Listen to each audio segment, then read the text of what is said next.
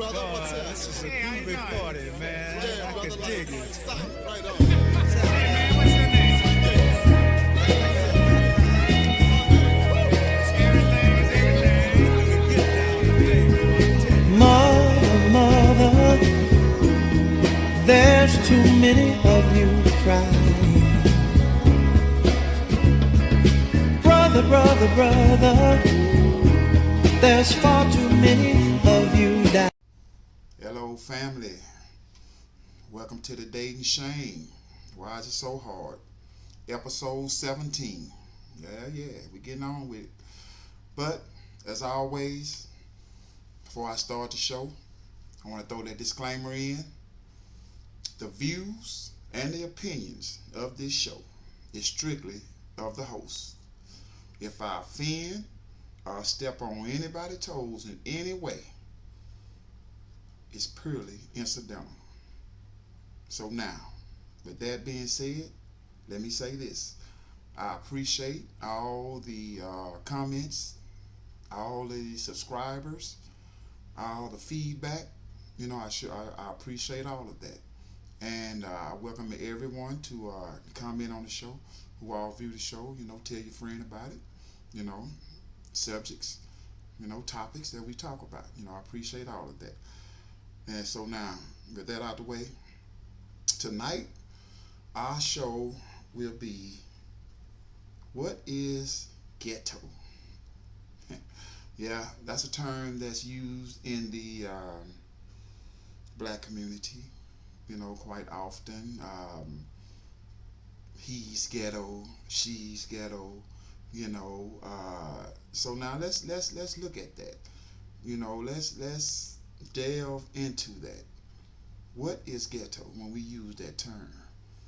You see, so now you know, we all use it. You know, we use it. Some use it more than others. You know, some use it more loosely than others. So now let's take a look at it, and we're gonna talk about how that can affect today's dating. You know, that ghetto, being ghetto, acting ghetto, looking ghetto, all of that. You know, so let's delve into it. So now, what is ghetto? You see, anybody can be ghetto. You know, in my opinion, that's anybody. You know, we just, you know, it's just not, you know, cornered in the black community. You know, it can be Spanish, Asian, white, black, whatever. To me, ghetto is how you present yourself, how you act when you are in public, in the public square, in public view of others. Take for example, you go to a grocery store and you see a man, a guy comes in, and he have on a wife beater. He have on the pajama pants that he slept in last night. You know, he has that on. He comes into the store, flip flops on. Would you consider that ghetto? I would. You know, I mean, you in public. You know, I was always taught that you present yourself when you're in public. You know, you present yourself as you know, you would if you was going to the club or out somewhere to eat or something like that. I mean, you know, you don't have to dress that way, but you presenting yourself, you know, in a certain way. You don't leave the house the way you went to bed last night, and you get up, you brush your teeth, wash your face or whatever, and then go to the store, and you're in public. You know, to me, that's ghetto. Woman comes in the store the same way. You know, pajama pants, I call them cartoon pants. You know, come in there to come in the store. You know, with that on, bonnet on her head. You know, looked like she just got up. You know, just came to the store. So now, how, I mean, when you are like that, you are putting yourself out in public that way, your attitude changes because now you have that I don't give a damn attitude. I don't care. I don't give a damn about what nobody think about me or what they're thinking or how they looking at me or anything like that. See, that changes your attitude. You see, and so to me, it starts from rearing at an early age that you don't. I mean, you should be taught you don't go in public that way. You don't present yourself that way in public for other people to see you like that. But now, when you're grown and you go out in public and you are presenting yourself that way, of course, someone is going to have an opinion about you. You opening that door for that opinion, even though people are going to talk about you regardless. But would you rather have someone say something good about you than something bad about you? I mean, come on now. Let's be real about it. That's what it is, you know. And by the way, family, this is call in. You can call in anytime you want to. We can talk about, whatever shows you want to talk about. Last 16 previous shows. Tuesday, I got the show on at 7:30. You can talk about this show. But when we are out in public, and we're in public view, I mean, like I say, these are my opinions. You want a person to have. I would say you would rather have a person to have a good view of you. You know the old saying, you look better going than coming. You know, men start usually use that, when it comes to a woman, looking at her from the backside. But anyway, a person, after you see a person like that comes in the store or something like that, looking like that when they're out in public, they're gonna have that view. So now, how do we tie that in when it comes to dating? You see, I'm pretty sure that there are a lot of women out there who mothers told them,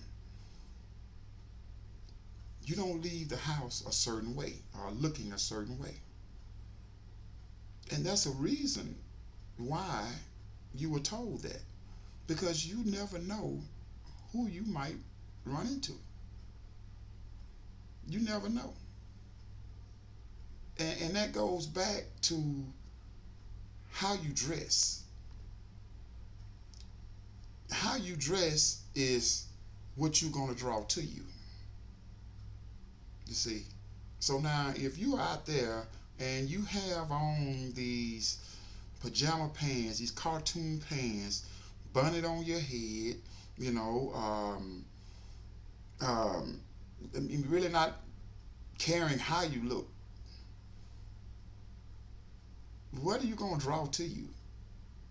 Or you just have the attitude like, I don't care. That's the world we live in. See, that's the modern woman or modern man. See, and it goes for that man too. You don't know what you might meet. You don't know. You coming outside, you coming into public looking like, you just got out the bed and you going into the store, I'm just going to run in and run out and all that. You don't know what might happen between your house and that store. You don't know what you might run into. So, you have to care about your appearance. That means everything. You understand? That means everything. So, yeah. So and another thing, excuse me, that I had a call coming in, but I had to decline that. Another thing, um, your attitude, the way you talk when you are talking to people, that could be translated into ghetto. You see, how many times have we been in the store? I'm always use that example. I'm using that example again in the store because that's a public place. That's where you run into a lot of people. People who may not think that you know they are going to they're just going in the store and get something, come out. But how many times have we been in the store and we saw someone on the phone and they're talking so loud, you know, and they're talking with such attitude and force to whoever they're talking to on the phone. They're not caring about what's around them. They're not caring about who hear the conversation, how the conversation is carried to another person, how they the perception they're given.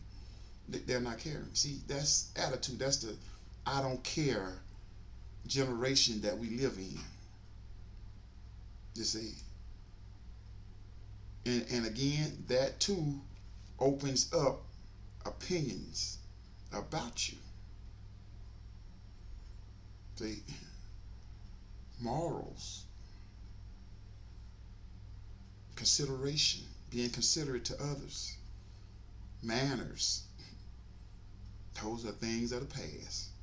We don't see that no more. It's gone. Sadly to say, you know. And like I said in previous shows, social media, social media. You know, I mean, where did these attitudes come from? They ain't always been there. I can remember a time where manners was there because we were raised that way to be considerate of others. All of that. You see, so you know, you in the store and I've seen it many times. I mean, I could be an aisle or two over, and I can hear him just chopping it up with whoever on the phone. Yak yak yak yak yak yak. You know, and I'm like, man, would that be ghetto? Could we say that's a form of ghetto? You know, ghettoism, however you want to put it. I would say it is. You know, I mean, morals and manners and all of that. You know, to me, that's a thing of the past, family. You know, and I mean, I was in a conversation with a person, and she was telling me about a co-worker of hers, and she was a pretty girl, but her attitude, she said she was so ghetto, and that's how I said I'm gonna talk about this tonight. Um, Being ghetto transcends from looks, like I said, cultures or whatever, you know. Any culture can be ghetto, but and it's sad, and I hate to say this because I really, really, really love black people. I do, but this is more prevalent in our own culture than any other culture that I have seen in my time and my travels or what throughout. It's more prevalent in our culture, and it's sad to say. And I know I might get a lot of negative feedback by saying this, but I'm calling it what it is. I'm calling it what it is. I don't like to water down anything. I don't like to trying to soften it. for someone, it's what it is, and it's sad, and it leaks over into the dating thing, into the relationship thing, all the way into the marriage. I mean, I've been in places where I've seen couples both come in the store, both of them with their sleeping clothes on, the cartoon bottoms, the wife beaters. These are couples. See, you get what you draw. You see, this is what you if this is how you act in public, then you get what you draw to you. You understand? So yeah, yeah. So all the etiquette, all the um, um, morals and manners and all that is out the window. It's gone. And this is where we have to get back to being considerate, being courteous. You know, it's lost, family. We have to try to get back to this. You know, we have to get out of the way society conditions us to think that all of that is okay. It's never okay. It's never okay. We are adults in this world. We have a whole generation coming up behind us, especially in our culture, that we have to train to be young men, responsible young men, responsible young ladies in this world. That's on us.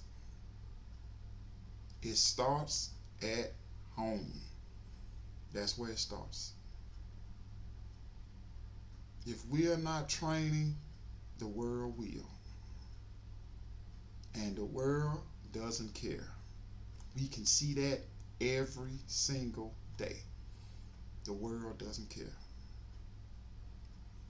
So Getto, and like I said, that I just use two things: how they dress, how they talk. It might be a few more things I can't think of, but those are the two things that I see frequently. I see when I'm out in stores or wherever, and I see it in our culture, But it might be many more, and that's why I have these lines open. I hope that I can get some phone calls and we can talk about it. Tuesday night is Sunday right now. I hope everyone had a blessed Sunday, good Sunday. It's hot in the region of the country that I'm in. It's very, very hot. You know, but I hope everybody had a safe weekend. And as always, I look forward to phone calls, feedback about the show, how you like it. I'm gonna keep going with it. It's not gonna stop. I had a phone number at the bottom. Check it out. It's growing. See, I got my logo. Got that up. So yeah. So this how the show gonna go. This what it is. And as always, I'm gonna end the night by saying that. I always leave on a good note on how I do the show. That's what it is. And so that's the dating shame. Why is it so hard? I hope, like I say, I hope to hear from everyone. Hear from somebody Tuesday night. We get some feedback on the night show. That's the dating shame, family. Call in Tuesday, 870-397-1219. Your daily shame. Why is it so hard?